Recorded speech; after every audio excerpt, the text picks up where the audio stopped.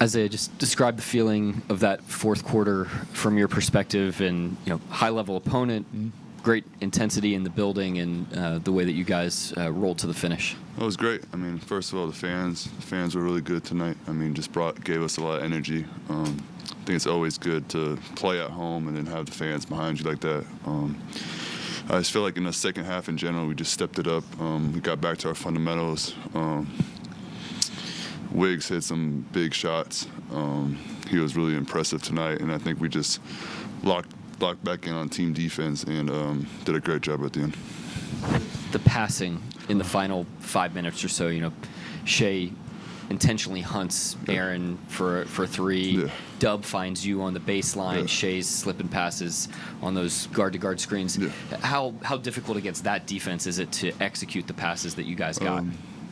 It's big. I mean, Tibbs in general, just playing for Tibbs, he's a great defensive mind. So just having our guys be unselfish, make the easy play, not force anything was big. And I think that's what got us easy shots is Shea not forcing anything, making the right play.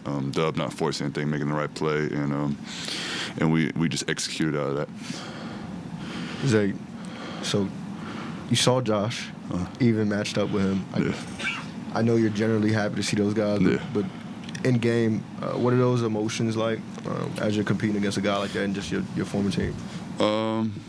It's good. I mean, to compete against those guys is something great. I mean, they're all great competitors. I mean, me and Josh joke around, but both of us are top-notch competitors. So I think just playing against them, playing against the old team was a good matchup, and also was good for our team just to play a top-notch team like that to keep improving. Brian, you mentioned the level of test it is. I guess I just wonder where you would rank this among tests this season, considering the paint touches a guy like Brunson. Yeah.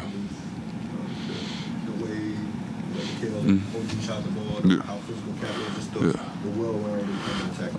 It's definitely up there. I mean, them coming off a 9-game winning streak, for us to come in, not have a great first half, but then kind of readjust to come back in. I think we learned a lot today, and I think these games, and then the next game against Boston, against Cleveland, I think those games are going to be important for us to keep learning and keep building.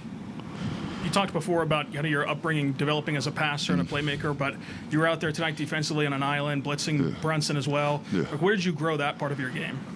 I mean, just wanting to get on the court. I mean, I feel like, especially my first 3 years, I was trying to figure out there's always a reason why you're maybe not on the court. And so for me, it was always at the beginning defensively. And so for me, it was just watching especially a lot of Draymond, just how he impacted the game on and off the ball. So I think, especially young guys in the league that are not maybe playing that much, just if you can watch film, try to figure out, talk to coaches, try to figure out what you can get better in and not waste your time.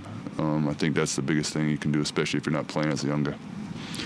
You had 7 assists tonight. That was tied for the lead in the game. Yeah. Just can you talk about your teammates, how easy it makes it for you to make and find these guys to get these assists? Yeah, they do a great job of they're starting to cut a lot more now and just knowing I'm going to get them open. I mean, I feel like every game is different, especially for me in my role. Some days it's more a scoring aspects, and then some days it's like today where it's more getting guys open, maybe holding the screen a little longer, facilitating more and being more of like a rebounder, defensive impactor type of guy. So I think that's, especially my role here, is always going to change night to night depending who we're playing against, and I just want to do whatever the team needs. And yeah. Do you have any special insight with the Knicks since you played there last year? And then 2, I've noticed you grab the board and push the break. Yeah. Is that just showing your comfortability here, or did you do that last year with the Knicks? I didn't do that much last year. I think Mark was kind of giving me the confidence that if I get the rebound, just to start pushing it more. I mean, I've always kind of been comfortable doing it, but it wasn't my role before. So, I mean, now Mark says if I get the rebound, just push it. I mean, I know I can handle the ball. I know I can facilitate out of that. And, yeah, I mean, playing against the Knicks today, was good. I mean, kind of the intel. I mean, I knew most of their plays, so that made it a little easier. But yeah, I mean, Tibbs been doing a great job this year, especially having a new team and some new stars, just getting everyone back on the same page. And I mean, they were on a 9-game winning streak, so they've been doing really good so far. Aaron was a guy who, you know, his minutes, even dating back to last year, have fluctuated. He played 5 minutes when you guys went to Indy. What'd you learn about him tonight? Just that he stays ready. I mean, we all knew how good of a player is, but I mean, that's kind of the thing when you got a guy like Sam Presti who's so good at his job, that sometimes you just have too many players at some point. So we all knew he's a great player in the league, and then whenever he gets his minutes, he shows up, and I think that's the most impressive, that he stays ready.